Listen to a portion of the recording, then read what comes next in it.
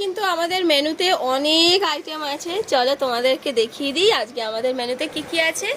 প্রথমেই আছে এখানে ভাত, এটা মিষ্টি কুমড়ো ভাজা, এটা আছে হচ্ছে আম দিয়ে ডাল, এটা আছে আমের চাটনি পাতলা করে করা হয়েছে, প্রচণ্ড গরম তো। এটা ছোট মাছের চচ্চড়ি, যে মাছটা দেখিয়েছিলাম সেই মাছের চচ্চড়ি সুন্দর করে। আর এটা হচ্ছে ট্যাংরা মাছের লাল করে ঝোল, ঝাল ঝাল করে পুরো। আমার মা কিন্তু দারুণ করে রান্না করেছে, সব মা রান্না করেছে।